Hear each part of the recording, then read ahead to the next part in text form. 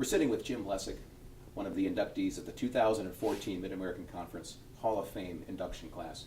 Jim, this honor, congratulations for your career accomplishments, not only with Bowling Green, but also as former commissioner for the Mid-American Conference. Talk about this recognition into the Hall of Fame. Well, Ken, it means a lot to me. I guess, to me, maybe for a special reason, because when I was a commissioner, we started the Hall of Fame. So when I look back on that decision, and I think at that time may still be true, it was the only conference in the country that had a Hall of Fame. I'm not sure whether that's changed or not. And so it means a lot to me, and it means a lot to me that John Steinbrecher, the conference, the Hall of Fame kind of went dead for a while. It was about a 15-year period. Somewhere along the line it got dropped. And I really appreciate the fact that John has brought it back, because there's so many people that need to be recognized, and now it's been reactivated, and I think it's a wonderful thing. Your career began, obviously, with much of your time at Bowling Green, with an opportunity to spend so many years on the campus and from an administration standpoint. Talk about the early influences at Bowling Green. Well, I went to Bowling Green, graduated from Bowling Green, and came back in 1964 to Bowling Green as kind of an assistant athletic director, freshman basketball coach. At that time, we had a very small staff, so I was ticket director, promotions director. You did a little bit of everything.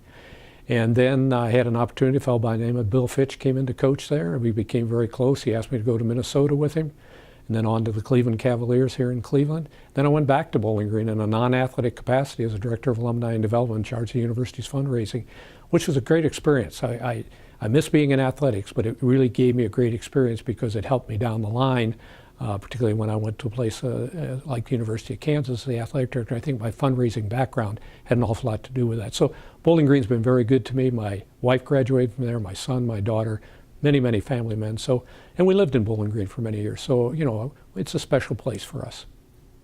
Your time as commissioner of this conference, very specific in a number of areas with the leadership you provided, not only in facility expansion and the advent of regional television development right. In the early 80s, and then certainly the implementation of women's athletics. Talk about those aspects and some of the proudest achievements you had as commissioner of this great conference. Yeah, well, you mentioned the progress of women's athletics. Judy Devine is going into this Hall of Fame, and certainly people like Judy Devine had much to do with that, the senior women's administrators.